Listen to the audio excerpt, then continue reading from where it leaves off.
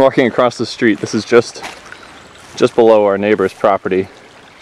Here's the stormwater runoff from basically all of the uphill slope on this side. All that stormwater runs off here. Now, it's right as soon as the roofing guy left, the delivery guy, the rain started to let up a bit. So it's not quite as extreme as it had been. But you can see all this water collecting on this side. There's a good reason I'm going to show all this.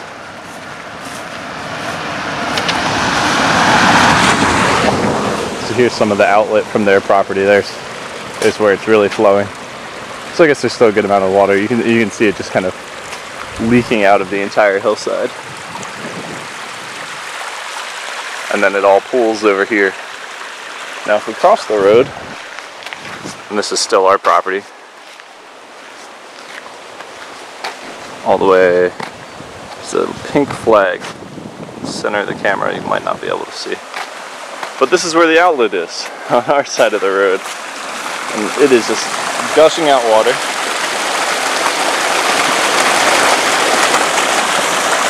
I can't really walk any closer to the edge than that.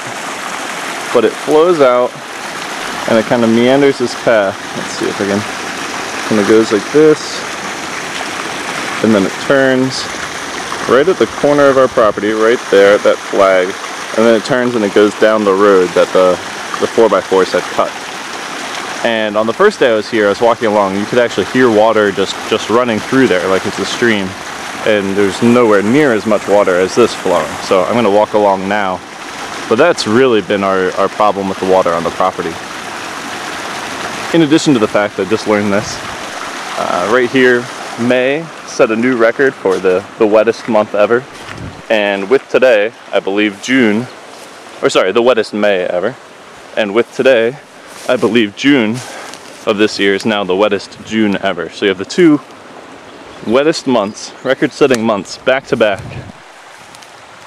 And it's happening right when we're trying to build on a property that has very poor soil drainage and water running onto the property. So there's a couple of issues here. You can see we're gonna be knee deep in it. Even when it gets hot and sunny, the water never really drains away. So that water runoff follows the path that I'm panning right now. And then if we look ahead, you can see these green flagged stakes. This is Blake marked out the area that I thought would be best to put the barn. But it kind of ends up being right in this low point, or at least the backside is right in a low point where all the water drains through. So unless we dig a big trench, yeah, it gets really low here.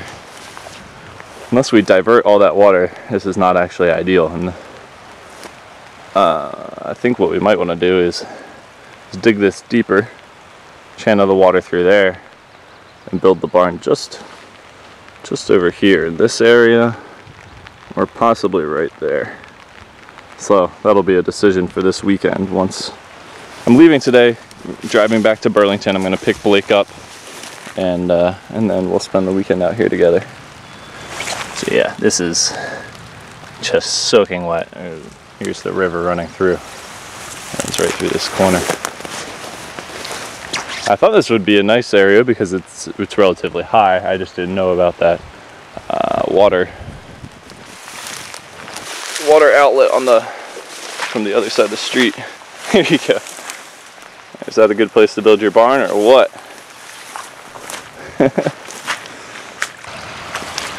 I've walked back and forth a couple of times to kind of stamp down the plants and trace out the path of this runoff. What I'm walking through right now is basically the runoff from across the street. It's all of that.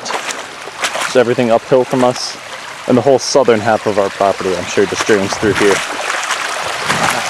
You see it's quite a flow of water. It's definitely not something to joke about. And when it hasn't been raining, you wouldn't even know this is here. It's just the clay soils, and it's so saturated from this record-setting rain that it's all runoff. It cannot drain through the soil. Now here is the confluence. You can see I'm joined by this little stream, and this is what's coming down from the road, from the tire cuts that I've made with the truck. There's an old 4x4 path that was already there. So that water joins us here, and then that's draining all the north half of the meadow. So now we're in actual current. We're going down that hill. I have to say, if I had known there was 2 streams on the property, I would have paid more for it. This one is a little more seasonal than the one we already knew about. And now here is where it really becomes funny. You can see it's flowed down, the water starts to disperse. See, the actual stream is still 50 feet through that tree line, and it kind of has to go uphill. So this whole area, this low-lying land, is just saturated, and it does flow through. Stream, you know, finds its way, but it disperses throughout. So this is where we'll put our cranberry bog. I think that's the ideal fit for everything below that drop off. Just have some cranberries out here.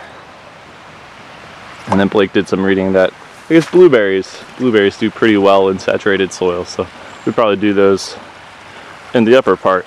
I wouldn't mind having a cash crop of blueberries or cranberries, but I don't think we'll be doing a lot of potatoes in this kind of wet environment. Alright, well that's going to be it for water on the property as a video. I'm going to get back to work and then head back to Burlington tonight. See you next time. So anyway, I mean, the overall impression though, yeah, it's going to be a lot of work, but